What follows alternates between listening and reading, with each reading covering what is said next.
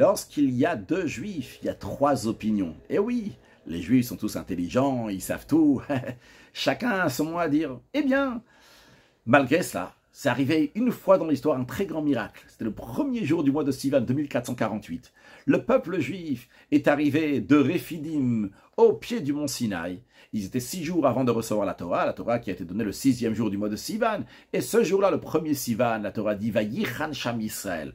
Le peuple juif campa. Il n'y a pas écrit « ils campèrent ». Nos sages apprennent que le peuple juif campa avec une union totale. Contrairement à ce qu'il y avait dans tous les autres campements, qui avaient toujours des querelles et des rivales entre les uns et les autres, ici, ils étaient tous ensemble de manière extraordinaire. Ça, c'était le premier jour du mois de Sivan.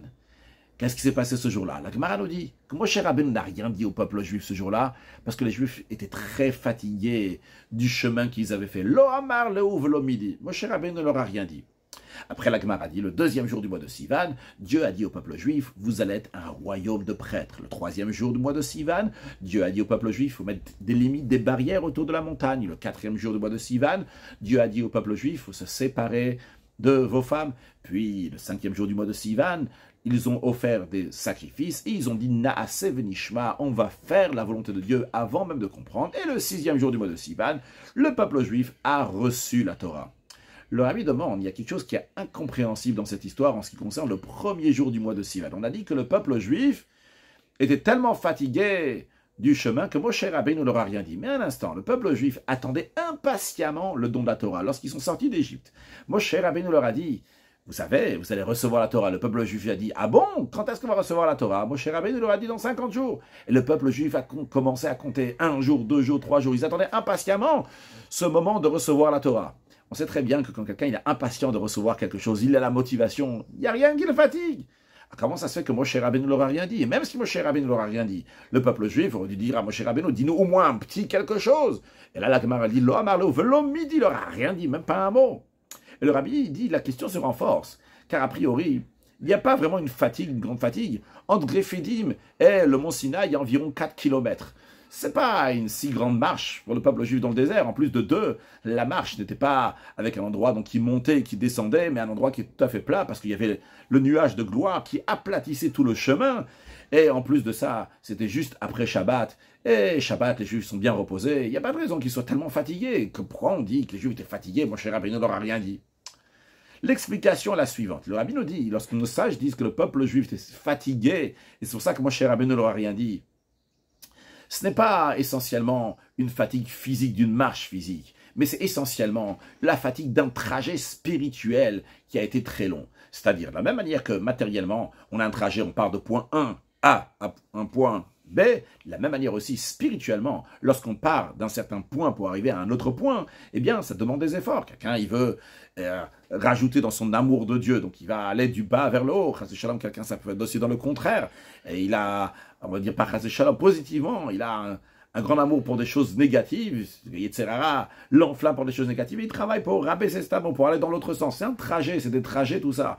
Et ces trajets-là demandent des efforts, même intellectuellement parlant. Quelqu'un va s'efforcer de comprendre quelque chose, il va faire un trajet. Tout ça, c'est des trajets spirituels qui demandent des efforts. Lorsque le peuple juif est sorti d'Égypte, ils sont partis au mont Sinaï, ils ont fait des trajets. Ce n'est pas juste des trajets matériels, ils ont fait aussi des trajets spirituels. C'était des grands efforts que le peuple juif a fait. Parce qu'on sait que le peuple juif était dans 49 niveaux d'impureté quand ils sont sortis d'Égypte. Il fallait sortir de tout ça pour arriver à être le peuple de Dieu, un royaume de Kohanim et recevoir la Torah. C'est un trajet qui était difficile, qui demandait des efforts. Ça, dans tous les trajets. Mais ce trajet-là, de Réphidim au mont Sinaï, ça c'est le trajet qui les a épuisés. Pourquoi? Parce que le peuple juif a fait un trajet spirituel qui était très très grand. De sages disent que dans tous les campements, le peuple juif était en désaccord. C'est ça, ils sont en désaccord. Le Rabbi dit, c'est pas Chas Shalom, ils sont en désaccord sur des choses matérielles, des choses similaires. Mais ils sont en désaccord sur des sujets de Torah. Akadosh Baruch Hu, il a créé les êtres humains. On a chacun une manière différente de comprendre les choses. Endotem, Shavot. On ne comprend pas les choses de la même manière. Les sujets de Torah aussi. Ils ne sont pas donné d'une seule manière, de manière claire. On peut expliquer d'une telle manière, on peut expliquer d'une autre manière. Et tous sont des paroles de Torah. Tout est lié avec Akadosh Baruch Hu, que ce soit de la bonté, soit de la rigueur, soit le oui, soit le non, soit qu'il est coupable, qu'il n'est pas coupable, que ce soit tamé, et c'est impur ou pur. Tout ça vient d'Akadosh Baruch Hu. Chaque chose, on peut l'expliquer de différentes manières. Et tout ça, c'est dans un contexte de Torah. Donc les Juifs pouvaient avoir des désaccords dans des sujets spirituels, les Shem Shamaïm, pour le service de Dieu. Ça, c'était dans tous les campements. Mais quand ils sont arrivés ici au mont Sinaï, au pied du mont Sinaï, le fait même qu'ils sont arrivés là-bas, ça a eu un impact énorme sur eux. D'ailleurs, comme on dit dans la Haggadah, que Ilu Kirvanu l'ifner à Sinaï, si Hachem seulement nous avait amené devant le mont Sinaï, même sans nous donner la Torah, nous on serait contenté de ça. Pourquoi ça veut dire on serait contenté de ça?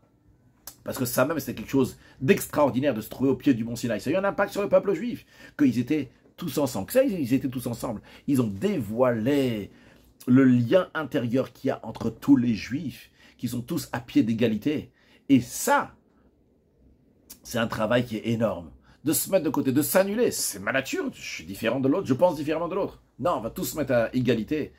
C'est un épuisement spirituel. Ils ont fait un trajet énorme qui les a épuisés. C'est la raison pour laquelle, comme Moshe Rabbeinu ne leur a rien dit.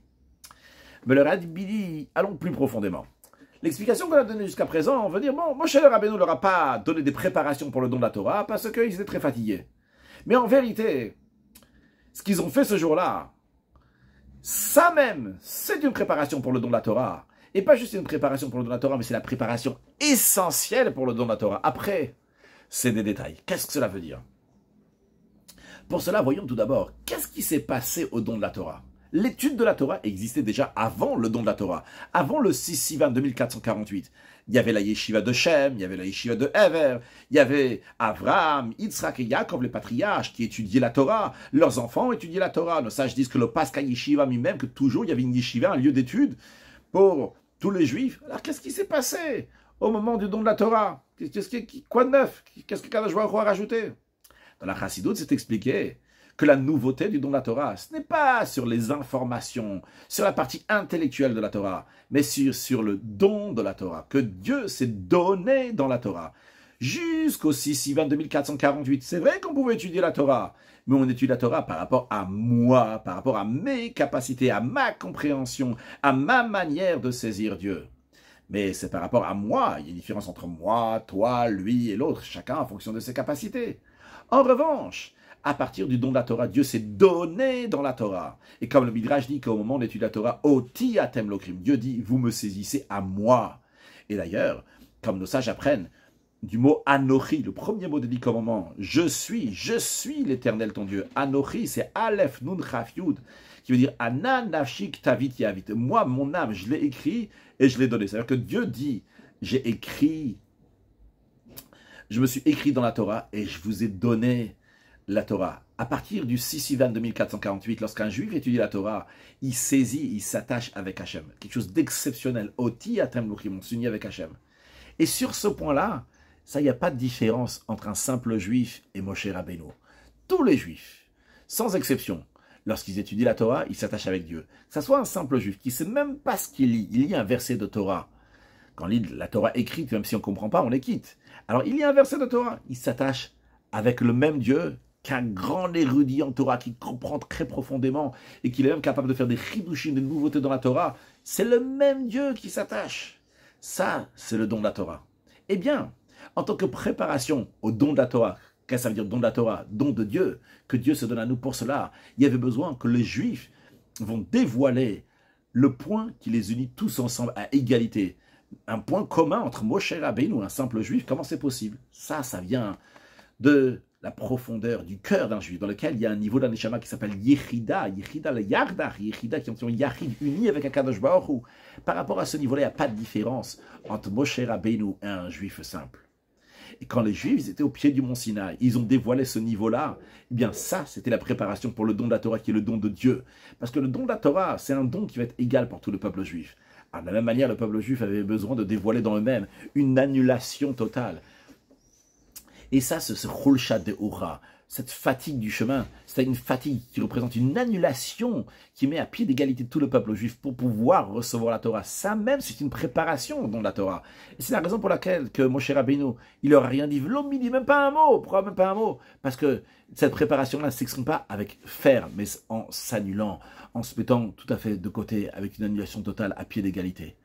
Mais ça, le Rabbi nous dit, seulement la première préparation, s'annuler. Mais après, il y a besoin de faire une procédure que nous aussi, notre corps, notre compréhension, nous, avec nos caractères et nos critères, on va recevoir la Torah. C'est la raison pour laquelle après, il y avait besoin le 2 Sivan, 3, 4, 5 Sivan, faire des choses donc que chacun va voir en son niveau. Quand ils ont fait des sacrifices, chacun, il va faire le sacrifice donc en fonction de ses sentiments qu'il avait pour faire ce sacrifice. Le Naaseh Venishma, il était crié par là d'une telle manière, l'autre d'une autre manière, etc. Ça, c'est déjà des choses qui sont en fonction de chacun, parce que la Torah doit rentrer dans chacun et s'unir avec lui.